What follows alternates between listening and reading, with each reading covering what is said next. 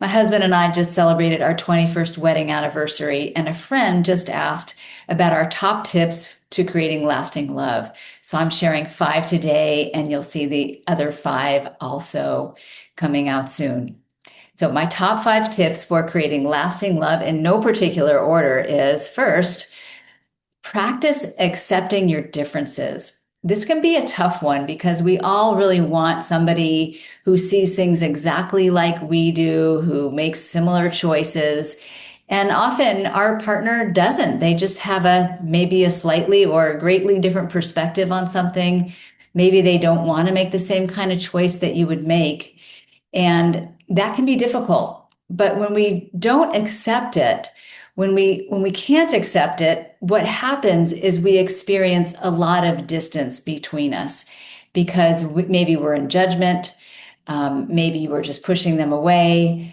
And so I invite you to consider what you can accept and what you cannot, because there may be some things you can't accept, and then maybe the relationship won't work for you.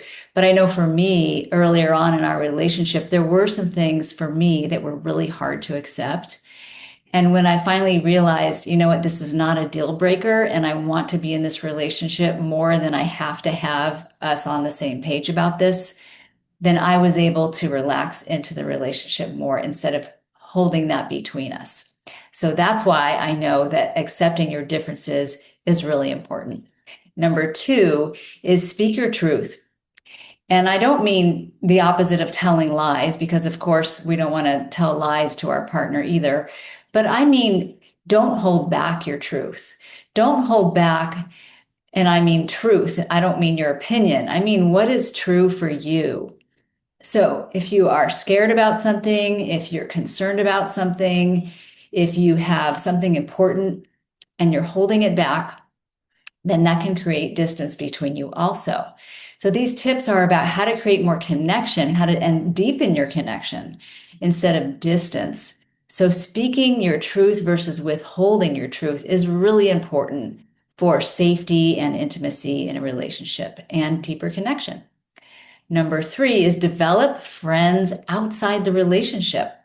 For me, that has always been so important, because when we rely 100% on our significant other for emotional support or just friendship and things to do together and partnership, we can overly depend on the relationship and put too much weight on it and too much pressure on it.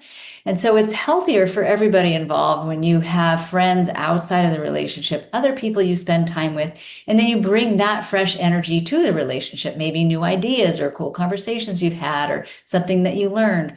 So that can be really helpful to refresh the relationship and also to keep it alive and not overburden it with only the two of you all the time. Okay, number 4 is focus on the positive. So it's easy. Life can be hard, right? There can be struggles, that we're in a difficult time in the world, or maybe you're having a lot going on in your life that's difficult. And it's easy to bog the relationship down with all the hard stuff. It's so easy to do that and to always be talking about that.